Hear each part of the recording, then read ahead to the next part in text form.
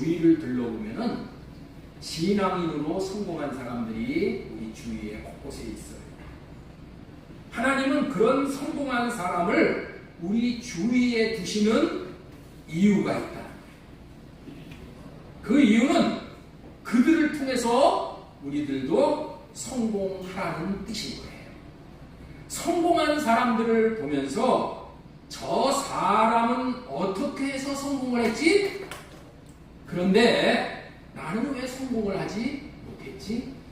그렇다면 나는 어떻게 하면 성공을 할 수 있지? 하고 성공한 사람을 보고 성공한 사람을 벤치마킹하면은 성공하는 노하우를 배울 수 있으므로 성공하게 되는 줄로 믿습니다. 그런데 성공하지 못하는 사람은 성공한 사람을 보고 배가 아파해요. 그리고 시기하고 질투하고 성공한 사람의 성공을 평가절하하는 인생을 산다면 절대로 성공을 못 배우고 성공할 수가 없는 거예요.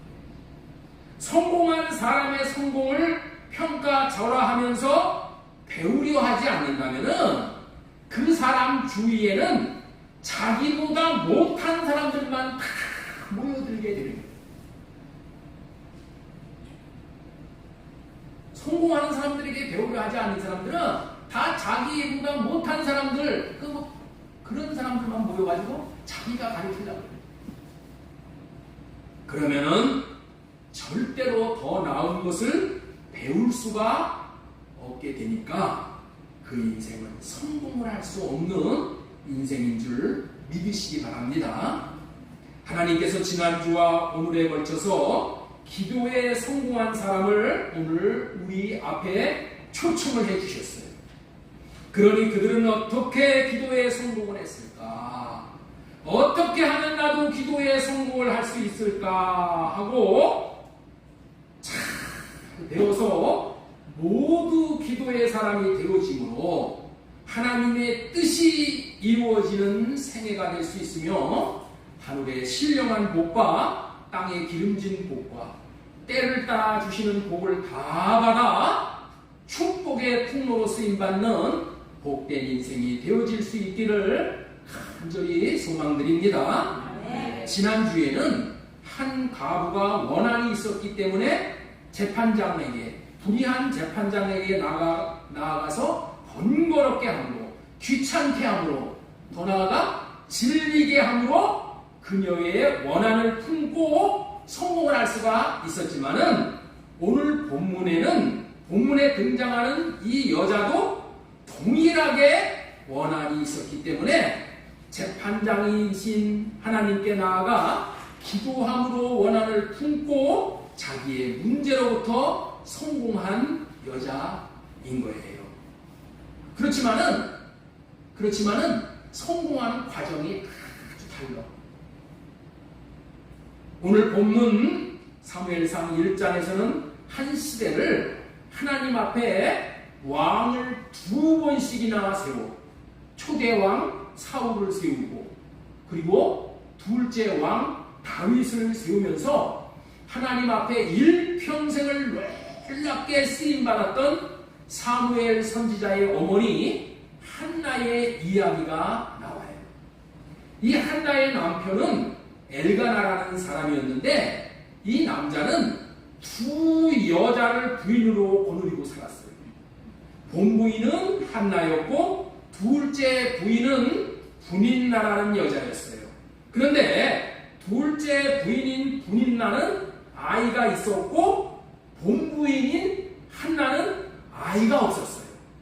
참으로 안타까운 것은 둘째 부인인 분인나가 본부인에게 못할 짓을 하는 거예요. 분인나라는 둘째 부인은 자기는 자식이 있다고 자식 없는 한나에게 온갖 서름을 다 주었다는 거예요. 이런 행동을 한마디로 표현하는 말이 옛날 우리 어른들이 하는 얘기야. 자식 낳은 행세를 하였다는 거예요. 자식 낳은 행세.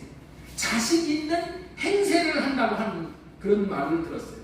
이 행세를 한다는 것이 본부인인 한나를 너무나도 힘들게 한 거예요. 그 힘든 상태를 성경은 이렇게 증언을 하고 있어요.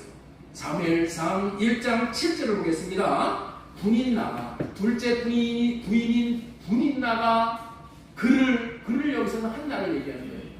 그를 격분시키므로 그가 한나가 울고 먹지 아니하니 라고 표현하고 있어요. 둘째 부인인 한나의 마음을 얼마나 아프게 하는지 마음속에서 격분이 일어났다는 거야. 다른 말로 말하면은 우라가 침이었다는 거야. 우라. 여러분들 우라통이 터진다는 얘기 들어보셨죠? 어?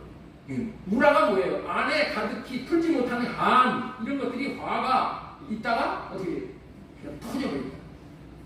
그런 정도였었다는 거예요. 자기 남편이 작은 부인을 데리고 사는 것만도 이 한나는 얼마나 속이 뒤집힐 일이야. 그런데 이 작은 부인이, 둘째 부인인 이 부인이 자식이 있다고 행세를 하는 말까지 들어야 하니 한나가 얼마나 자식이 없는 원한이 한나의 마음에 사무쳤겠어요. 이런 원한이 있는 한나가 기도를 하게 되는 거예요. 원한이 있게 되니 기도를 하게 되었다는 거예요. 그런데 그 기도가 보통 기도가 아니고 우리가 오늘 꼭 배워야 할 기도였다는 거예요. 그래서 오늘은 원한의 여인 한나의 소원 기도라는 제목으로 첫 번째 전해드릴 말씀은 원한이 있는 슬픈 여인 한나의 기도라는 그런 제목으로 첫 번째 대지 말씀을 먼저 전해드리겠습니다. 우리 말씀을 한번 읽어보겠습니다. 한나가 대답하이르되 내 주여 그렇지 아니하니 나는 마음이 슬픈 여자라. 한나가 이런 환경 가운데 자신이 어떤 여자인지를 표현하는 말이 나는 마음이 슬픈 여자라 라고 하였던 거예요. 세번역 성경에서는 슬픈 마음을 가눌 길이 없는 여자라 이렇게 표현을 하고 있어요. 또 10절에 보면은 우리 10절 한번 읽겠습니다. 시작. 한나가 괴로웠어 여호와께 기도하고 한나가 마음이 괴로운 여자, 너무도 마음이 괴로워서 기도한다라고 말하는 거예요. 마음이 너무 괴로워서 기도한다라고 시작되고 있어요. 여러분들도 괴로울 때가 있으시죠? 여러분들은 다 괴로움이 없으신 분인가 봐. 대답 안 하시는 거 보니까 너무나도 좋으시겠어요. 예. 여러분들은 마음이 괴로울 때 어떻게 무엇을 하시나요? 마음이 괴로운 한나는 여호와께 기도하였다라고 하는 거예요. 기도는 왜 하는 것일까요? 괴로우니까 하는 거야. 아직 좋은 표현 많이 하지만은 기도하는 이유가 뭐예요? 괴로우니까 하는 거야. 괴로우니까. 기도하지 않을 수가 없어서 기도하는 거예요. 그리고 기도하면은 즐거운 일이 생기니까 기도하는 거예요. 찬송가 364장에 보면은 내 기도하는 그 시간 이 찬양이 나와요. 내 기도하는 그 시간 그때가 가장 즐겁다. 이 세상 근심 걱정에 얼매인 나를 부르사 내 진정 소원 주 앞에 낱낱이 바로 아래요. 큰 불행 당해 슬플 때 나 위로받게 하시네. 기도하면은 기쁘고 즐거운 일이 많아진다는 거예요. 그래서 기도합니다. 이렇게 기도하는 삶이 신앙인의 삶인 것입니다. 기도하는 사람은 반드시 응답을 받고 복을 받게 되므로 즐거운 인생이 되어지는 거예요. 그런데 세상 사람들은 괴로움을 풀고자 하는 방법이 다양하다는 거예요. 괴로움은 술을 마시든가 또 자기 말을 들어주는 친구를 만나 한바탕 자기에게 원한을 준 사람들을 또 이렇게 씻잖아요. 그리고 까부르고 욕을 하면서 괴로움을 풀려고 하든가, 또 어떤 사람은 조용히 여행을 떠나기도 하고, 또 심한 사람은 괴로움을 참지 못해 일을 저지르는 사람이 있어요. 기르는 개를 그냥 발로 뻥 차버리는 거예요. 퇴근해서 괴로우면, 그죠? 그 다음에 돌뿌리를 또 이렇게 발로 걷어차, 예? 다른 사람에게 화풀이를 한단 말이에요. 그러면은 뭐예요? 자기만 손해야. 그리고 더 심한 경우에는 자신을 학대하든가 자살까지 시도하든가 한다. 이처럼 괴로움이 많으면 다양하게 반응을 하는 거예요. 그런데 괴로움을 선한 방법으로 풀어버리는데 실패하면 원한이 되는 거예요. 세상 사람들이 갖고 있는 원한이 있지만은 하나님을 믿는 사람에게도 이 모양 저 모양의 원한이 있는 거예요. 한나에게도 원한이 있었어요. 사무엘상 1장 5절 보면은 하반절에 그러나 여호와께서 그에게 임신하지 못하게 하시니, 이 말씀을 통해서 임신하지 못하는 원한을 하나님이 주신다는 것을 알 수 있는 거예요. 그렇다면은 하나님은 왜 하나님을 믿는 사람들에게도 원한을 주시는 걸까요? 원한이 있어야 지난주에 드린 말씀대로 하나님 앞에 나와 기도하기 때문인 거예요. 여기서 우리가 꼭 알아야 할 기도의 응답의 단계, 순서에 대해서 잠시 말씀을 드리고 오늘은 이 드린 말씀의 순서대로 진행을 하려고 해요. 지난주에 기도는 한울발전소와 자기를 연결하는 전깃줄과 같은 것이다. 전깃줄과 같은 기도를 통해서 하나님을 경험하며 사는 인생은 정말로 복된 인생이고, 기도를 통해서 응답을 경험해보지 못한 인생이라면 정말 곤고하고 불쌍한 인생인 거예요. 통상 문제가 있어 기도할 때는 대부분의 문제들이 믿음으로 기도한다면 응답을 받게 되어 있는 거예요. 왜냐하면 우리를 사랑하시고 긍휼히 여기시는 분이 우리 하나님이기 때문에 하나님 앞에 나가서 믿음으로 기도를 하면은 기도를 들으시는 하나님이 해결해 주실 능력이 있기 때문에 그분을 믿고 기도하는 것이 이렇게 중요한 거예요. 하나님은 능력이 계시기 때문에 하나님을 믿고 구하는 것은 응답받는 비결이에요. 오늘 본문 사무엘상 1장 10절에서 11절에서 하나님께 기도 응답을 해주시는 원리가 잘 나와 있어요. 이런 원리에 따라 응답받는 기도의 단계의 순서를 말씀드리겠어요. 여기 한번 보셔요. 응답받는 기도의 단계 순서가 있다는 거예요. 이런 순서로 여러분들 응답을 받는 거예요. 첫 번째 어떻게 된다? 믿음으로 하는 기도가 응답을 받는 기도야. 두 번째는 마음을 다해 간절함으로 하는 기도가 응답을 받는다는 거야. 그리고 눈물을 흘리면서 하는 기도가 응답을 받고, 통곡하며 하는 기도가 응답을 받고, 마지막으로 소원을 하며 하는 기도가 응답을 받는다는 거예요. 이 5가지의 기도의 원리를 통해서 우리가 드리는 기도의 응답을 받을 수 있게 되어지는 거예요. 기도의 순서를 잘 기억하고 이 순서대로 기도하면은 응답을 경험할 것입니다. 주보에도 다 올려놨어요. 먼저 한나가 응답받는 기도를 했어요. 그렇다면은 어떤 순서로 기도를 했느냐는 거예요. 한나가 마음이 괴로워서 여호와께 기도하고 통곡하고라고 되어 있습니다. 자, 사무엘상 1장 10절 말씀 다시 읽겠습니다. 시작. 한나가 마음이 괴로워서 여호와께 기도하고 통곡하며. 사람이 문제가 생기면은 마음이 괴롭게 되잖아요. 그럴 때에 하나님을 믿는 사람들은 하나님이 괴로움을 해결해 주실 분이라는 믿음이 있기 때문에 하나님 앞에 나와서 기도하는 거예요. 이렇게 하나님을 믿는 마음으로 기도할 때 응답을 받을 수 있는 거예요.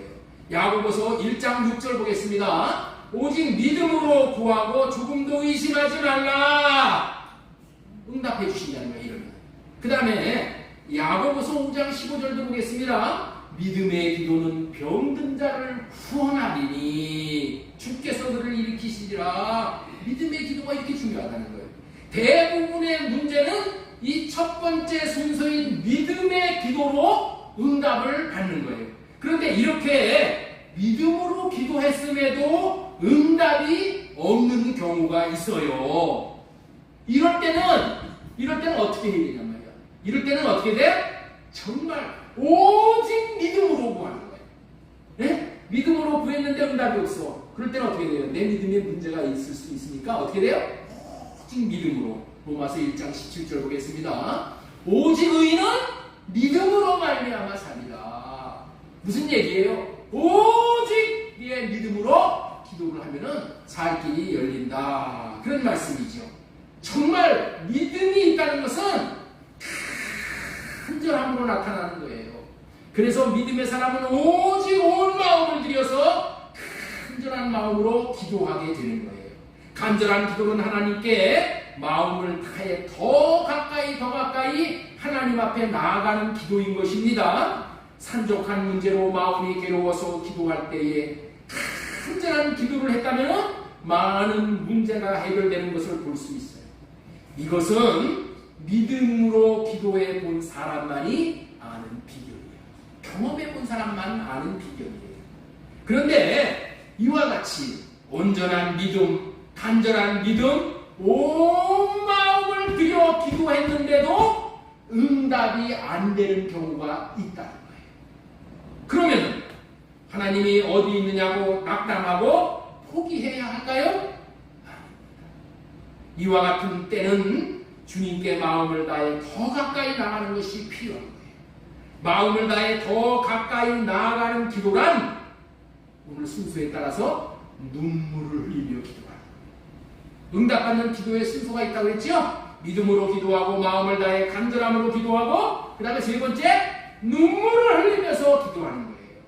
하나님은 어떤 기도에 하나님의 얼굴을 우리에게 향하여 주시는가 하면은 눈물을 흘리며 기도하는 사람에게 기도해요. 그렇게 눈물을 흘리면서 기도하는 사람을 하나님은 끌어안아 주시는 분이시래요. 하나님은 하나님의 자녀들의 눈물을 보면은 하나님은 약해지셔. 그래서 웬만한 기도는 눈물을 흘리는 기도를 통해서 응답을 받을 수가 있어요. 저도 눈물 덕을 본 적이 있어요.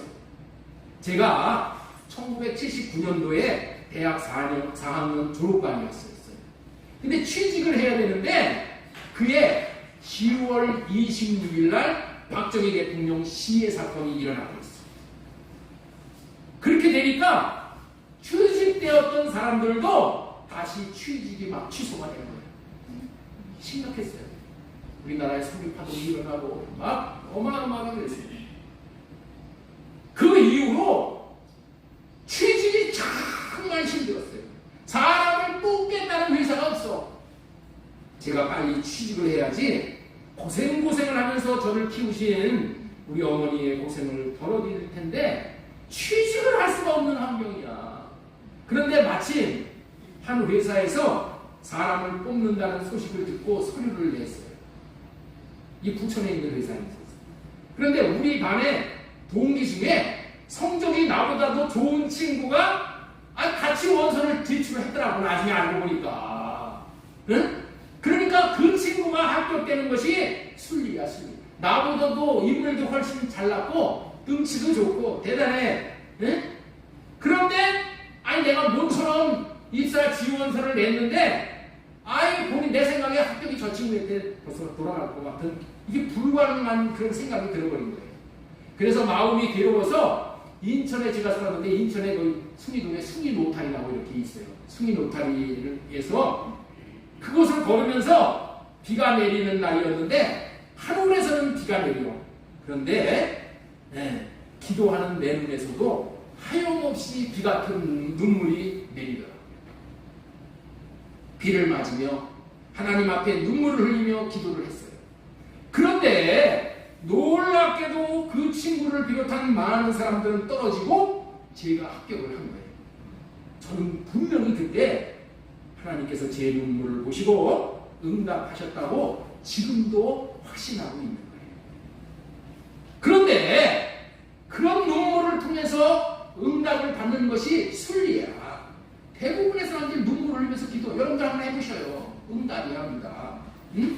그런데 눈물을 흘리면서 기도했음에도 불구하고 한나에게는 응답이 없는, 한나의 기도가 믿음이 없는 기도였을까요? 간절하지 않는 기도였을까요? 응? 아니에요. 한나는 믿음도 간절함도 눈물이 있는 기도를 했어요. 그런데도 응답이 없어요. 이럴 때는 어떻게 해야 하나요? 기도를 포기해야 하는 건가요? 아니에요. 항상 기도하고 낙심하지 말고 기도하라고 지난주에 우리 주님께서 우리에게 알려주셨잖아요. 그렇기 때문에 기도를 포기하지 않고 계속 기도해야 하는 거예요. 주님께 마음을 더 드리며 주님께 더 가까이 나아가는 기도가 있는 거예요.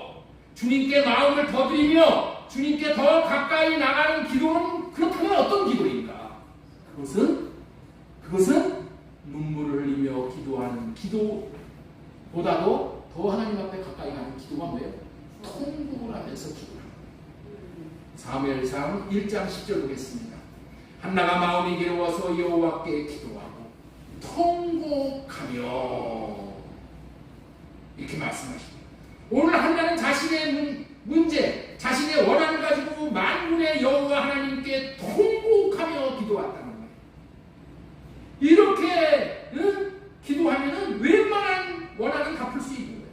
자, 사무엘상 1장 10절 보겠습니다. 한나가 마음이 괴로워서 여호와께 통곡하며, 눈물을 흘리는 정도가 아니라 통곡하며 하는 기도를 하나님께서는 얼굴을 향하시고 귀를 기울여 주신다는 것은 더 말할 필요가 없는 거야. 응? 통곡하는 기도를 응답하시는 하나님. 제 신대원 동기 목사님 중에서 박선주 목사라는 분이 계셔요. 이분이 자기 아들이 교통사고가 나서 무의식 상태로 중환자실에서 있었어요. 시간이 가도 깨어나지를 않는 거야. 그래서 초조하게, 아주 초조하게 하루하루를 보내는 거예요. 그런데 담당 의사에게서 오늘 밤에 깨어나지 못하면은 당신은 자식의 얼굴을 다시는 못 볼 수 있습니다. 이런 얘기를 들은 거예요. 오늘 밤이 고민이야. 아버지의 마음이 너무나도 고통스러워서 그날 밤에 교회로 가서 2층 본당에서 통곡을 하면서 기도를 했다. 그러면서 자기가 신기한 경험을 했다는 거예요. 주의 이름을 부르며 통곡을 하는 기도를 하는데 교회가 흔들리더라는 거예요. 교회가. 교회가 흔들리더라는 거예요. 도저히 믿어지지 않는 일이죠. 큰 교회가 어떻게 통곡하는 그 기도 소리에 교회가 흔들렸다니 믿어지겠어요? 그런데 그 목사님이 나에게 그렇게 얘기를 하더라고. 통곡하면서 기도하는데 교회가 움직이더라는 거예요. 교회가 움직여. 지금 이제 다시 그런 기도를 해보라면 못할 것 같아. 그렇게 간절히 기도했는데 다음날 아들이 깨어났다. 아들이 깨어났다. 맞습니다. 통곡하는 기도를 하나님이 응답하시는 거예요. 그런 통곡의 기도를 한나가 드렸다는 거야. 자, 다시 한번 보겠습니다. 사무엘상 1장 10절. 한나가 마음이 괴로워서 여호와께 기도하고 통곡하며. 그럼 당연히 응답을 받아야 하는 거잖아요. 그런데 한나가 응답을 못 받은 거야. 지금 기도의 단계, 순서, 기도의 원리를 지금 전해드리고 있는 겁니다. 첫 번째, 응답받는 기도가 뭐라고 그랬죠? 응답받는 기도는 믿음으로 하는 기도이고 마음을 다해 간절함으로 하는 기도고 눈물을 흘리면서 하는 기도이고 통곡하며 하는 기도라고 말씀을 전해드렸죠. 그렇죠? 통곡을 하면서 기도하면은 웬만하면 다 응답을 받게 되어 있어. 이거 해봐야 알아. 한나는 통곡까지 하면서 기도했지만은 기도의 응답을 받지 못합니다. 여기까지 온 한나의 기도는 지난주에 설교 제목으로 예수님께서 말씀하신 항상 기도하고 낙심하지 말고 기도하라는 기도를 통곡까지 하면서 기도했다는 것이죠. 그런데도 응답을 받지 못했다. 그러면 어떻게 해야 하는 것이냐는 말이에요. 정말 할 것은 다 했는데도 응답을 못 받았으니 포기해야 하는 걸까요? 이 단계까지 올 정도로 기도했다면은 인간의 생각으로는 할 것을 다 한 것 같아. 그렇지만은 다 한 것이 아니라 마지막 단계로 해야 할 기도가 남아있다. 여러분 오늘 이 시간 너무너무 중요한 시간이에요. 너무너무 중요한 시간. 오늘 이 말씀을 제가 누구에게 배운 말씀이야. 하나님께서 저에게 열어주신 말씀. 너무너무 중요한 말씀. 그 기도가 5번째 기도예요. 5번째 기도가 뭐라고요? 서원을 하며 하는 기도예요. 지난주에 과부가 한 개인의 원한인 자신의 원한을 풀기 위한 기도였잖아요.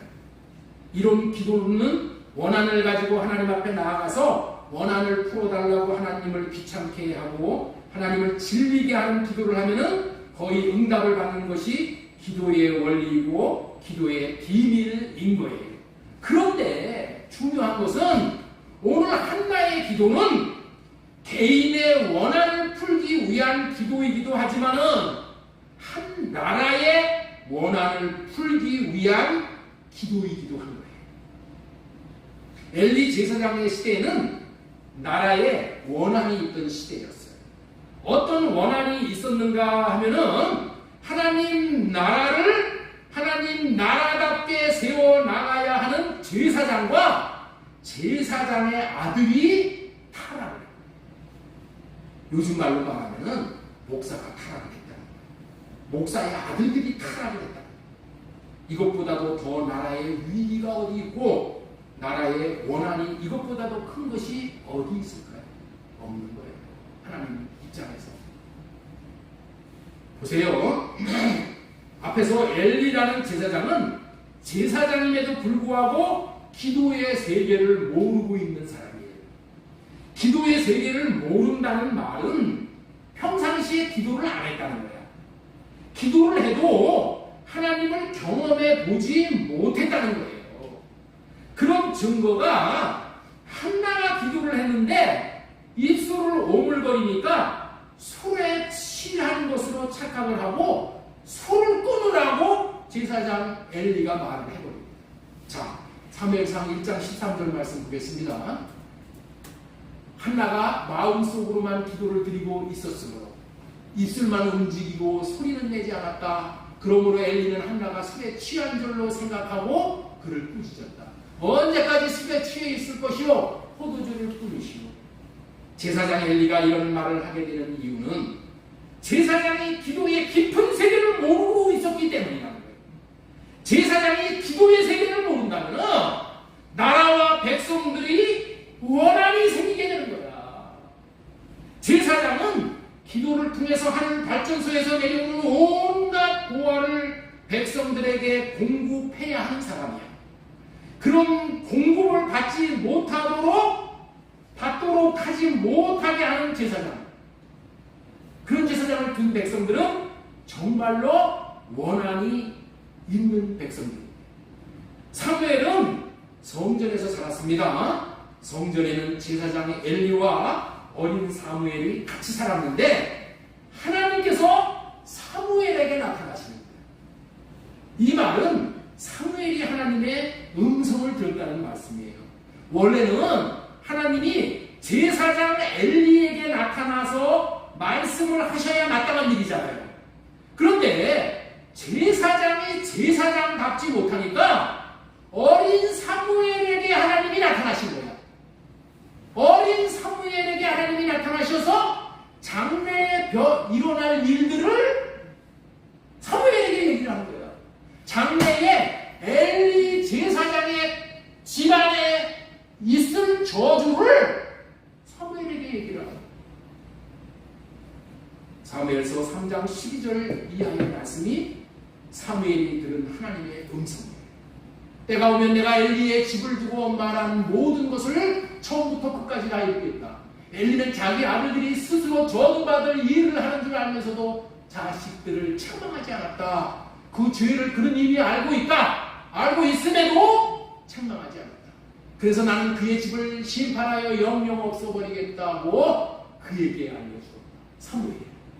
그러므로 나는 엘리의 집을 두고 맹세한다. 엘리의 집의 죄악은 제물이나 예물로도 영영 씻지 못할 것이다.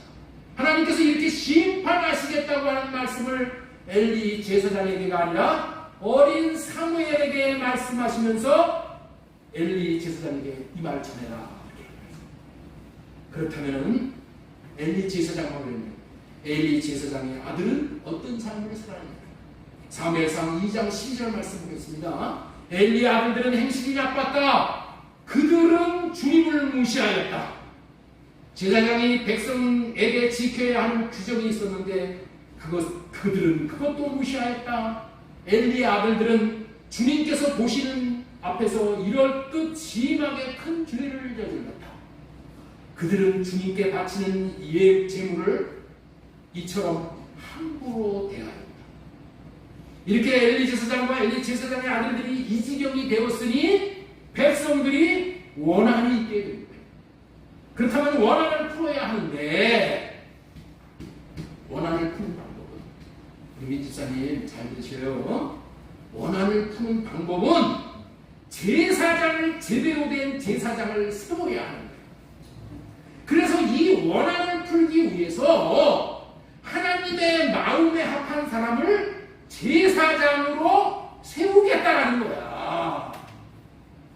그래서 하나님이 원하시는 대로 쓸 수 있는 사람을 낳게 하시려고 하나님이 한나의 태의 문을 닫아놓으셨다.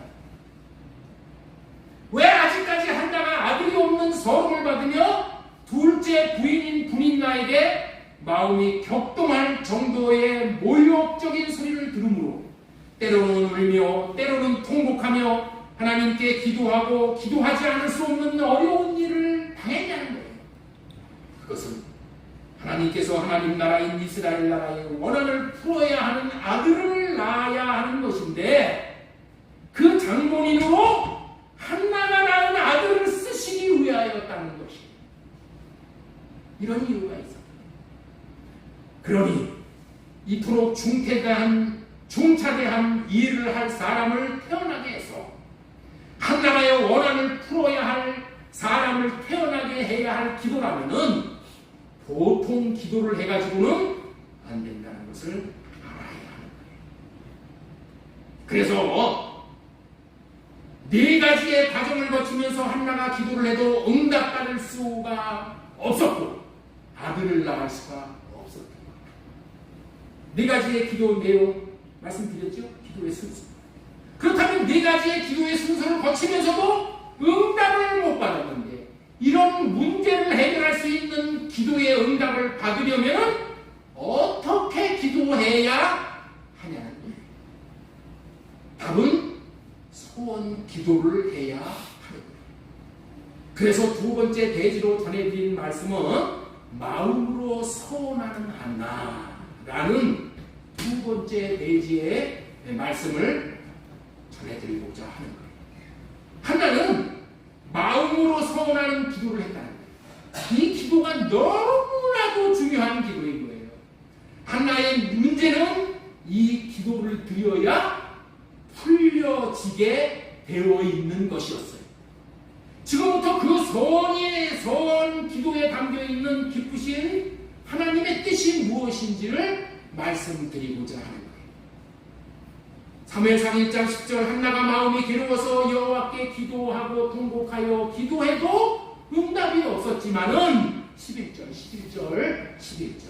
소원하여 이르되 넘어가셔요. 소원하여 이르되 자 여기 보셔요. 너무 중요합니다. 한나가 마음이 괴로워서 여호와께 기도하여 통곡하며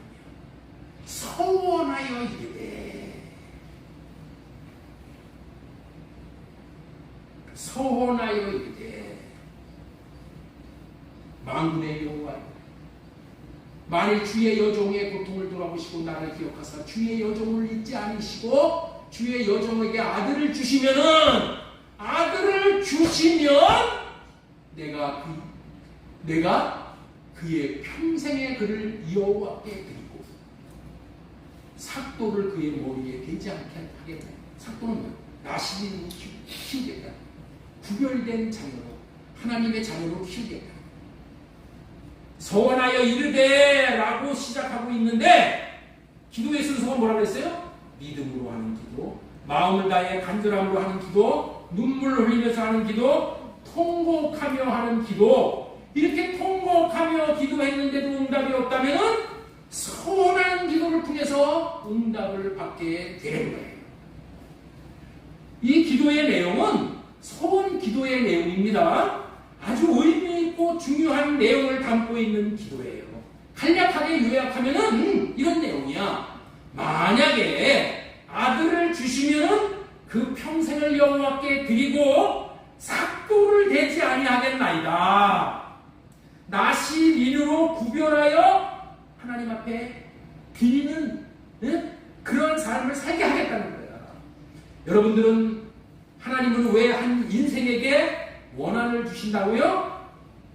믿음으로 간절한 마음으로 울면서 통곡하여 기도하라고 원한을 주신다고 그랬죠. 그런 기도를 하면 하나님이 들으시고 응답하시어 하나님을 경험하게 해주시는 거예요.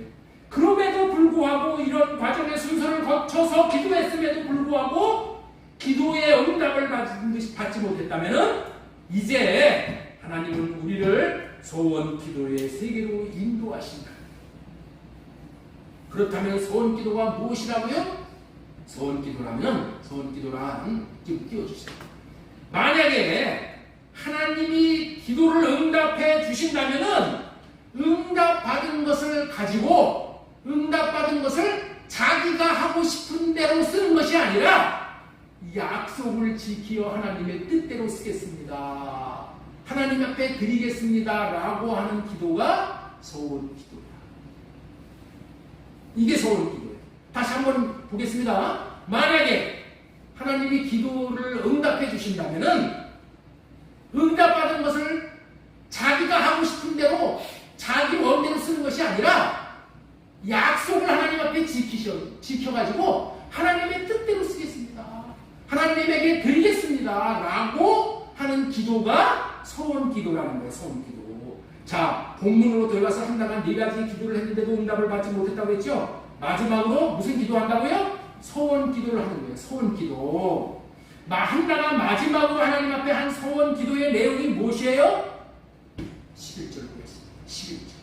소원하여 이르되 만군의 여호와여 만일 주의 여종의 고통을 돌보시고 나를 기억하사 주의 여종을 잊지 아니하시고 주의 여종에게 아들을 주시면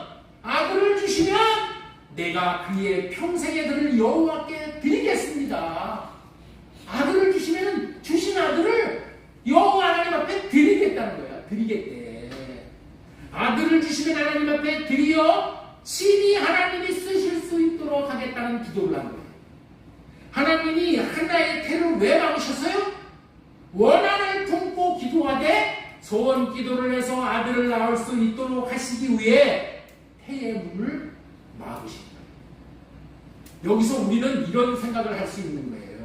만약에 하나님이 한나의 태의 문을 닫지 않아서 한나가 사무엘이라는 아들을 쉽게 낳았다면 한나는 원한이 있을 수가 없어요. 그렇겠죠?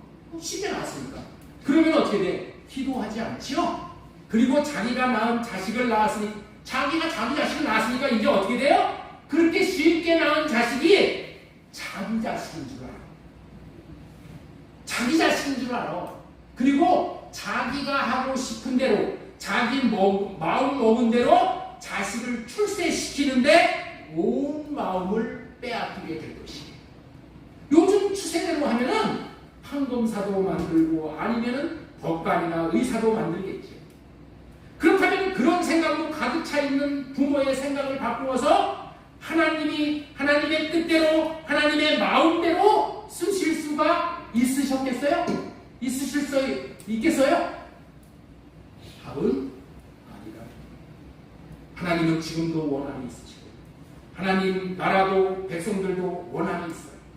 그것은 엘리 제사장과 제사장의 자식들이 폐륜의 길을 걷고 있으니 그들을 폐하고 다른 사람, 하나님의 마음에 합한 자를 제사장으로 세워야 나라가 하나님이 원하시는 나라로 세워지게 되는 것이고 백성들도 원한을 풀 수 있게 되어지는 거예요. 그래서 믿음으로 기도하고 간절히 기도하고 눈물을 흘리고 기도하고 통곡을 하며 기도하게 하시는 거예요. 그럼에도 불구하고 자식을 못 갖게 하시는 거예요. 통곡하고 기도해버리면은 거기서 끝나면은 그 자식 가지고 어떻게 쓴다고? 자기 정욕 채우려고 쓰는 거예요. 그래서 마지막으로 서원 기도를 하게 해서 아들을 낳게 하십니다. 하나님은 서원을 하게 해서 아들을 주시어 한나의 원한을 풀어주시는 거예요. 서원을 할 때 하나님의 뜻대로 하나님의 쓰실 수 있도록 드리겠습니다라는 서원을 하게 하는 거야. 응? 한나에 의해서 그 서원을 하나님이 받아내십니다. 그러면은 하나님이 친히 쓰시게 하겠다라는 한나의 서원 약속을 믿고 하나님이 아들을 주십니다. 예? 뭐를 믿고 아들을 주신다고? 한나가 입에서 한 서원 약속이 뭐예요? 하나님 앞에 드려서 하나님이 쓰도록 하시겠습니다. 응? 그 서원 약속을 하나님이 믿고 한나의 말을 믿고 그래 그때 아들을 주시는 거예요. 다시 한번 말씀드리겠습니다. 한나와 한 약속이 무슨 약속이라고요? 아들을 낳게 해주시면 하나님의 것으로 드려서 하나님이 쓰시게 하겠다라는 한나 자신이 한 약속을 하나님이 믿으시고 아들을 주신다. 그렇게 해서 그런 과정을 거쳐서 아들을 주셔야 하나님이 그 아들을 쓰실 수가 있는 거예요. 하나님은 한나가 이런 소원을 하게 하시어 하나님께 반드시 드려야 하도록 하신 다음에 아들을 주신다니까.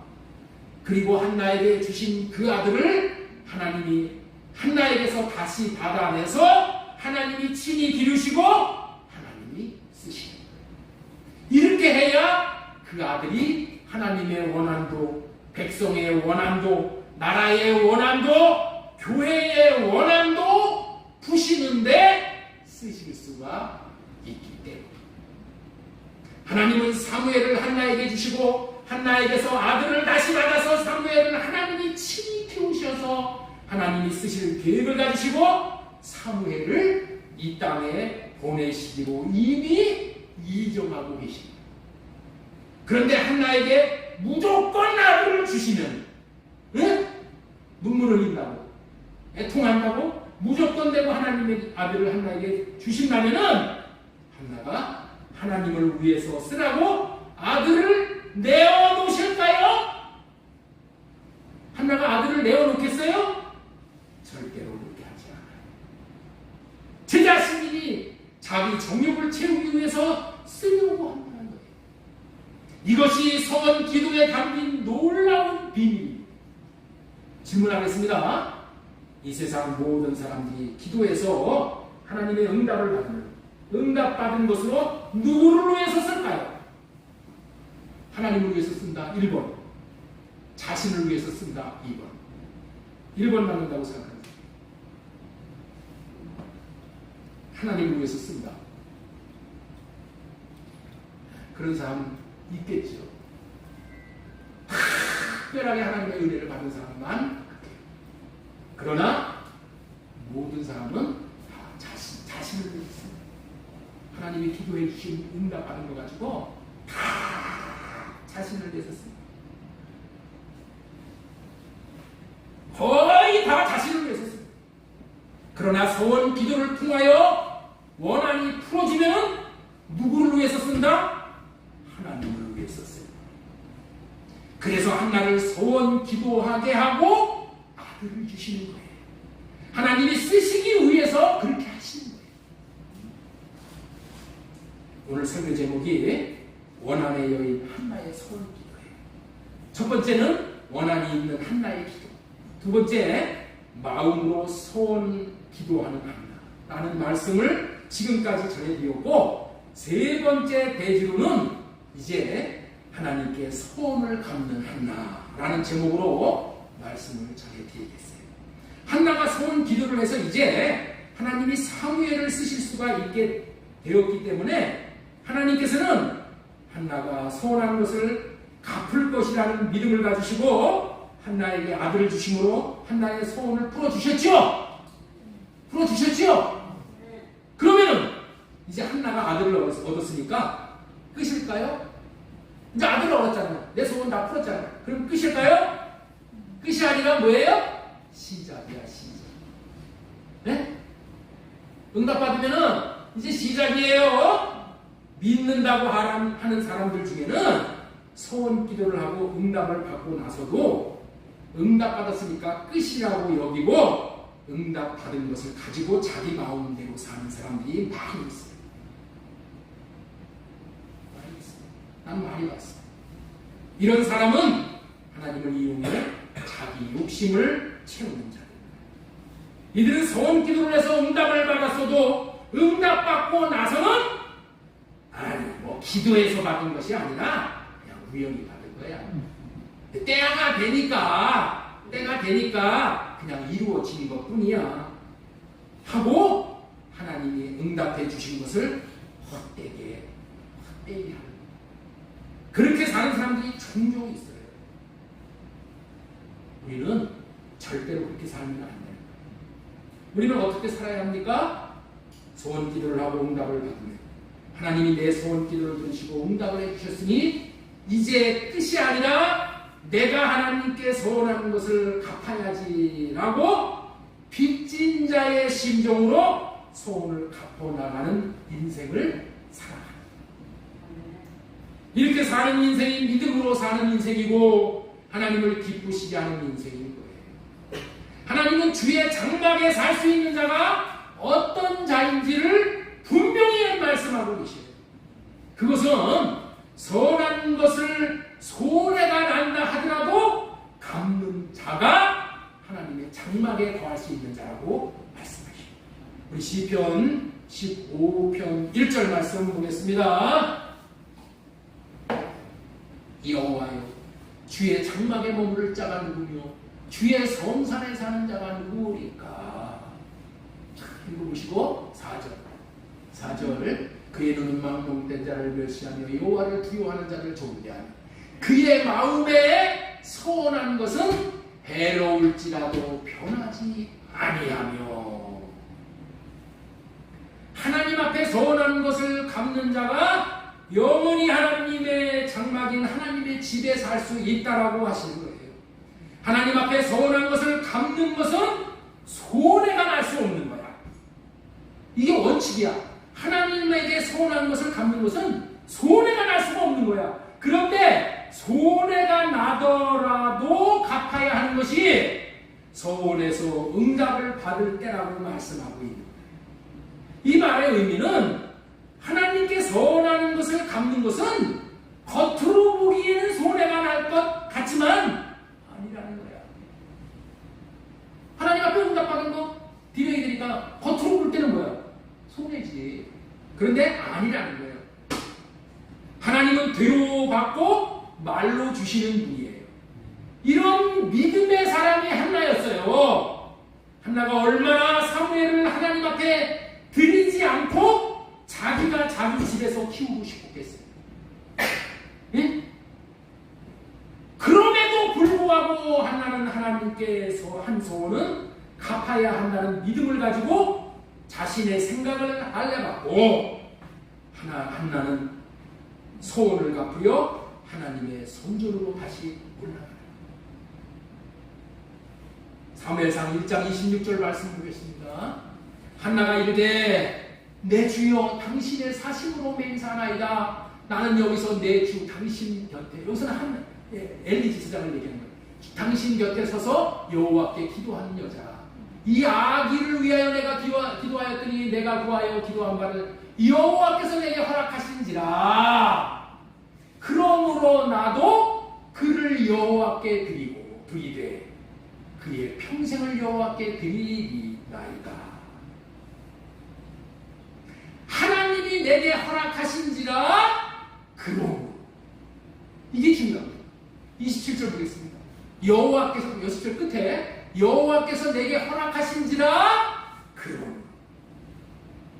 우리 한번 따라서 한번 보겠습니다. 여호와께서 내게 허락하신지라. 그러므로, 여호와께서 내게 허락하신지라. 그러므로, 이 대답이 천금과 같은 대답이고요. 천금과 같은 말이에요. 하나님이 허락하셨으니 그러므로 이제는 내가 소원을 갖겠나이다. 이 말씀대로 사는 삶이 천금보다, 아니 만금보다 귀한 삶이라. 나도 그를 여호와께 드리되 그의 평생을 여호와께 드리나이다 하고 소원하여 낳은 아들을 평생도록 하나님 앞에 드림으로 소원을 갖게 된 거예요. 자, 여기서 똑같은 얘기 지금 강조를 하는데, 만약을 한번 생각해 보겠어요. 이프야, 이프. 만약에 소원 기도로 낳은 자식이 아니면 한나가 자기 원한을 풀어준 아들을 하나님의 집에 드리겠냐는 거예요. 금쪽 같은 아들, 사무엘을 하나님의 집에 드리면 얼마나 고생을 시켜. 얼마나 고생이야. 하나님의 성전에 가서 사신으로 산다는 삶은 너무나도 고통스러운 삶이야. 성전에서 자라면서, 그리고 또 한나의 입장에서 보면 자식의 얼굴도 못 보고 키우면서 자식을 낳고도 자식을 통한 기쁨을 얻기는커녕 자식을 낳기 전에 당한 그런 고통스러운 삶을 지금 경험했잖아요. 그런 삶을 다시 살려고 하겠냐는 거예요. 그러나 서원에서 나온 자식이기에, 하나님이 주신 자식이라는 것이 분명하기에 하나님에게 드리어 하나님 마음대로 쓰실 수 있으시라는 것이 맞는 것이라고 믿기에 하나님 앞에 드릴 수가 있습니다. 이렇게 하시려는 것이 소원하게 하시는 하나님의 뜻인 거예요. 소원 기도에 담긴 깊은 의미인 거예요. 그 결과 한 인생이 가장 하나님 앞에 아름답게 쓰임받은 것이 소원하는 것을 응답받고 소원을 갚음으로 가능한 거예요. 한나가 소원 약속을 지킴으로 한나가 낳은 아들 사무엘이 이스라엘의 역사에서 찬란한 생애를 살아갔던 거예요. 지가 키웠어 봐. 오늘날에 그런 사무엘은 없는 거예요. 소원 기도가 이런 것이기에 소원 기도하면 특별한 이유가 있지 아니한 100% 응답받는 거예요. 하나님께서 소원 기도를 하게 하여 소원한 대로 응답받아 아들을 낳는다면 주님께서 주신 것인 줄 알고 주님께 달려 다시 돌려드리겠습니다. 여러분들 얼마나 아름다운 마음이에요. 그렇기 때문에 반대로 주님이 응답해 주시면 내가 다시 하나님을 위해서 응답해 주신 자식을 도로 드리겠습니다. 하나님을 위해 하나님 앞에 드리겠습니다. 하나님이 쓰시도록 하겠습니다. 소원 기도를 한다면 하나님의 그 소원 기도를 이루시는 거예요. 이런 기도를 이루시는 거예요.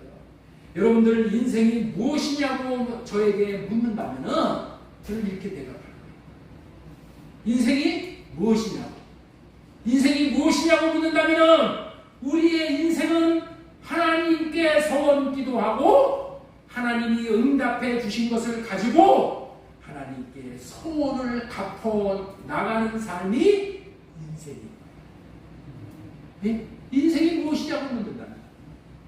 우리의 인생은 하나님 앞에 소원 기도를 하고 하나님이 응답해 주신 것을 가지고 하나님 앞에 소원을 갚아 나가는 삶이 인생입니다. 이게 우리의 인생입니다. 이것이 신앙인의 인생입니다. 이것을 알면 기도의 세계를 제대로 아는 것이고 이것을 알면 기도의 비밀을 제대로 아는 거예요. 하나님이 원한을 가질 만한 일을 주셨다면 좋아요, 여러분에게. 이 원한을 가질 만한 일을 주셨다면 하나님 앞에 나아가 항상 기도하며 포기하지 않고 응답받는 원리로 4가지의 기도를 하는 거야. 어떻게 기도해? 믿음으로 기도하고 마음을 다해 간절함으로 기도하고 눈물을 흘리면서 기도하고 통곡을 하면서 기도를 하는 거야. 이런 기도를 해야 돼. 그런데도 이런 기도를 해서 응답을 받지 못했다면은 우리는 어떤 기도가 우리를 기다리고 있다고요? 소원하며 기도를 하는 거예요. 인생이라는 무엇인가? 인생의 고비마다 하나님께 소원 기도를 하고 소원 기도를 하나님이 응답하시면은 마침내 소원하는 것을 하나님에게 갚아나가는 것이 인생이라는 것을 정확하게 아시는 시간이 되었는 줄로 믿습니다. 이렇게 알게 되었으니 오늘 우리에게 하나님이 최고를 주신 거예요. 오늘 우리에게 하나님께서 뭘 주셨어요? 최고를 주신 거예요. 우리 하나님은 내가 예배 드릴 때마다 말씀드리잖아요. 우리 하나님은 우리에게 날마다 최고를 주시기를 원해요. 이것을 이 최고의 비밀을 기도의 비밀을 알았으면 우리에게 오늘 최고를 주신 겁니다. 이걸 알아야 돼. 이것이 최고라는 것을 알아야 돼. 이거 오늘 받은 것이 너무나도 소중한 최고라는 것을 알고 하나님 따라서 한번 하겠습니다. 하나님 오늘 최고를 주셔서 감사합니다. 이런 소원 기도가 없었다면 사무엘이 태어날 리가 없었을 것이고 아니 하나님이 이 땅에 사무엘을 보낼 이유가 없는 거야.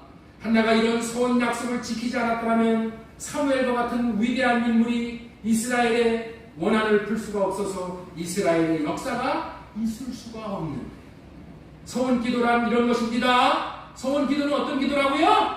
하나님께서 친히 하나님의 뜻을 이루시려고 하나님께서 한 인생에게 원한을 주시고 소원 기도를 하게 하시고 마침내 응답하시어서 하나님이 하시고자 하는 일을 위해 소원 기도한 인생을 통하여 하나님의 경륜을 이뤄나가시는 놀라운 비밀이 담겨있는 기도가 소원 기도인 거예요. 이 소원 기도가 최고의 경지에 이르게 하는 기도라는 것을 믿고 우리를 소원 기도의 세계로 인도하시는 하나님을 찬양하고 감사드리기를 바랍니다. 지금까지 지금 4가지의 대지를 말씀드렸어요. 원한이의 여인 한나의 소원 기도, 원한이 있는 한나의 기도, 마음으로 소원 기도하는 한나, 하나님께 소원을 갚는 한나. 너무나도 중요한 것을 말씀을 드렸는데 더 중요한 것이 있어. 4번째.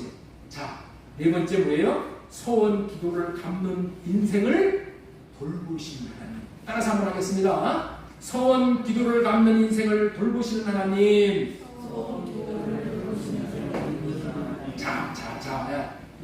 잘 들어오세요. 지금부터 잘 들어오세요. 자, 그렇다면은 마지막으로 그러면 소원 기도하는 인생은 이제 죽도록 원한을 풀기 위한 기도만 하다가 소원 기도로 응답을 받고 다 하나님 앞에 드려버리고 난다면은 고생만 하다가 많은 인생을 살아야 하는 것이냐. 네? 소원한 거 소원 기도하면서 얼마나 고생 많이 해요. 그래서 응답받았어. 그 응답받은 거 하나님 앞에 다 드리고 말아버리고 그러면 어떻게 돼? 나는 어떻게 돼요? 쭉쭉이 되는 거 아니에요? 네? 하나님 앞에 내 인생을 다 드리고 나는 뭐냐는 거예요. 하나님은 자신의 목적만 채우시고 소원 기도를 하고 소원을 갚아간 인생은 의미 없게 그렇게 버려버리시는 그런 하나님이란 말이에요. 서운해하고 섭섭해 하시는 분이 있으신 거예요. 하나님은 그런 분이 아니시고 하나님은 서운하여 얻은 자식을 하나님 앞에 온전히 드린 인생을 위하여 놀라운 계획을 계획을 이루어 주시는 거예요. 자, 그 말씀이 사무엘상 2장 21절 말씀이에요. 20절부터 자, 보겠습니다. 엘리가 엘가나와 그의 아내에게 축복하여 이르되 여호와께서 이 여인으로 말미암아 내게 다른 후사를 주사 이가 여호와께 간구하여 얻어바친 아들을 대신하게 하기를 원하노라 하였더니 그들이 자기 집으로 돌아가매 여호와께서 한나를 돌보시사 그로 하여금 임신하여 3 아들과 2 딸을 낳게 하셨고 이 사무엘은 여호와 앞에서 자랍니다. 이 말씀은 서원 기도로 낳은 아들 사무엘을 나시린으로 바쳐서 성전하게 자라게 하므로 한나가 겪는 그 마음을 하나님께서 헤아리셨다는 그런 말씀입니다. 하나님은 우리의 작은 시름도 다 아시고 헤아리시는 분이에요. 그 헤아림이 엘리 제사장을 통하여서 축복 기도하게 하십니다.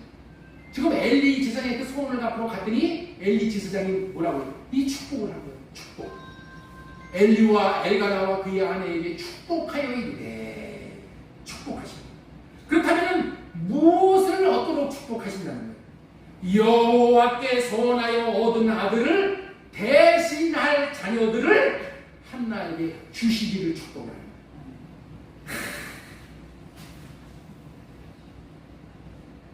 네게 다른 후사를 주사 이가 여호와께 간구하여 얻어바친 아들을 대신하게 하시기를 원합니다. 다른 후사를 주시다. 이렇게 주시는 복을 여호와 하나님이 돌보시사의 복입니다.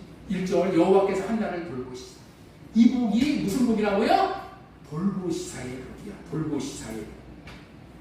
하나님은 한나가 아들을 사무엘을 하나님 앞에 바치고 아들을 자신이 키우지 못하고 성전에서 키워지는 아들을 생각할 때 한나의 마음이 얼마나 시들겠어요. 아니 전에 아들이 없어 애통하며 소원 기도하고 자식을 낳았는데도 얻는 실제적인 기쁨이 없는 거예요. 자식이 있는데 실제적인 기쁨은 못 누려. 어른들이 이런 말을 종종 하는 것을 들었어요.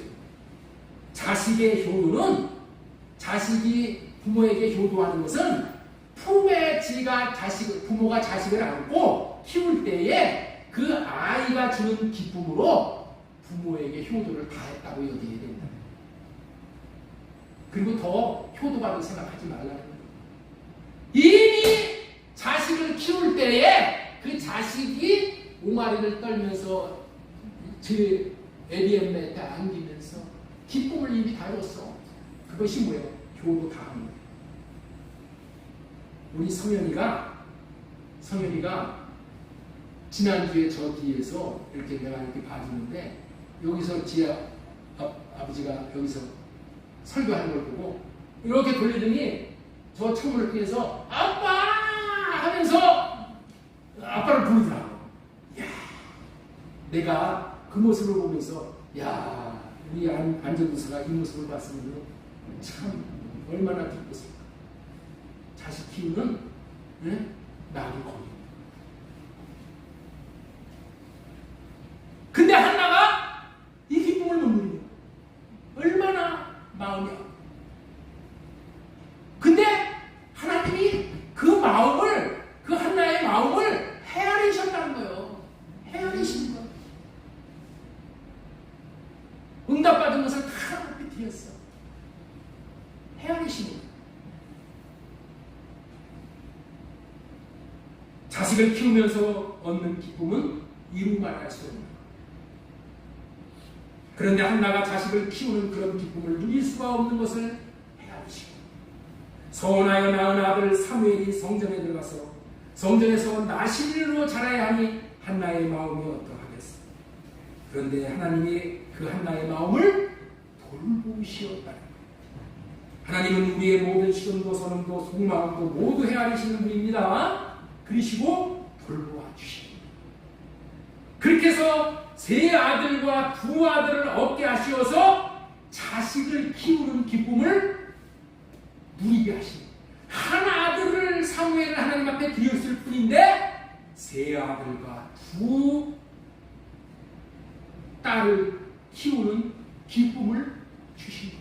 하나를 기었는데 줬는데 5을 주셨어.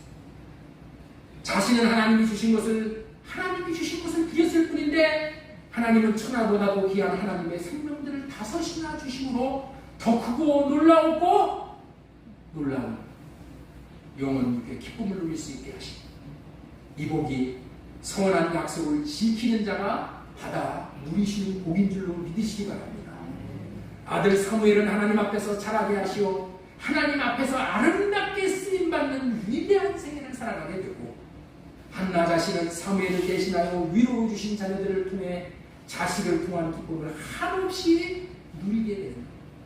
선한 약속을 지키는 인생을 돌보아 주시되 일평생 돌보아 주시는 분이 우리 하나님이시죠. 내가 소원을 갚고 나가는 인생을 살지요. 그래서 내가 자식에게 소원이 해. 그러면 하나님이 어떻게 하신다? 하나님이 돌보아 주시죠. 그 자식을 잘 해주시죠. 하나님은 어떤 하나님이시라고요? 선한 것을 갚은 그런 자들을 돌보시는 하나님. 하나님이 돌보아 주시고, 여러분들 이것이 우리에게 위로가 됩니다. 시간이 많이 갔지만은 말씀을 좀 더 의미 있게 하기 위해서 제가 잠깐 간증하나 할게요. 사실 이런 얘기를 제가 안 하는데 이 말씀이 의미 있게 들려지기 위해서 잠깐 드리는 말씀입니다. 제가 우리 교회 개척하기 전에 먼저 교회에서 개척교회를 제가 좀 섬겼었어요. 초원교회라고. 우리 신수동 목사님 사모님하고 같이 나와서 제가 셋이서 교회 개척을 하는데 개척 멤버가 되어서 섬겼는데, 그때 우리 교회에 초원교회에 차가 없었어. 차가. 그런데 마침 제가 이제 사업을 하고 있었어요. 동부수도사업소에서 시행하는 배수지항 청소 정부 입찰에 참여하게 될 때에 문득 하나님께서 저에게 이런 마음을 주셨어요. 만약에 입찰에서 우리 회사가 낙찰되어서 공사를 하게 되면은 수익금으로 교회에 차를 사서 교회에 드리고 싶습니다 라는 마음을 저에게 주셨어요. 그래서 그런 소원 기도를 한 거야. 내가 이 수익금으로 하나님 앞에 드리겠습니다. 그런데 신기하게도 우리 회사에서 낙찰이 되어서 공사 이익금으로 그 당시 스테락스, 우리 스테락스 국 하나 이전형이요. 업무를 드릴 수가 있었어요. 그러면은 저는 남는 것이 아무것도 없어요. 그 수익금 나는 걸 다 드렸더니 남는 게 아무것도 없더라고요. 그런데 신기하게도 하나님이 돌보시는 하나님을 제가 경험할 수 있게 되었어요. 그것은 한 보름 정도 있다가 다른 수도사업소에서 시행하는 입찰에 우리 회사에서 연이어 낙찰을 받게 됩니다. 네? 그래서 그 연이어서 다른 수도사업소에서 얻은 수입을 가지고 우리가 회사를 운영하고, 하여튼 그렇게 해서 하나님이 어떤 분이신 것을 경험하게 되었어요. 사실 배수지항 청소 낙찰되는 것은 너무나도 경쟁이 심해서 경쟁이 너무나도 심해요. 그래가지고 여기에 맞는 것을 복찰이라고 해서 복찰. 이 차를 낙찰받는 게 아니라 복찰이라고 해서 복 떨어지는 거라고 했어요. 그 정도로 낙찰받기가 힘듭니다. 10년을 쫓아낸데도 한 번도 낙찰 안 되는 업체가 수두룩한 실정이에요. 그런데 하나님께서 소원 기도를 기쁘시게 하셔서 응답하신 것이고, 또 저를 돌보시사의 복을 주셔서 다른 수도사업소의 그 일도 또 낙찰받게 됩니다. 여러분들, 이런 신기한 일이 어떻게 있을 수가 있어요? 하나님이 하시지 않으면 있을 수가 없습니다. 소원 약속을 지키시는 자는 반드시 하나님이 돌보시는 복을 받게 되어 있습니다. 여러분들은 소원 약속을 여러분들의 인생 가운데 지키며 나아간다면 하나님은 여러분의 인생 전복을 하나님이 돌보시는 분이라는 것을 반드시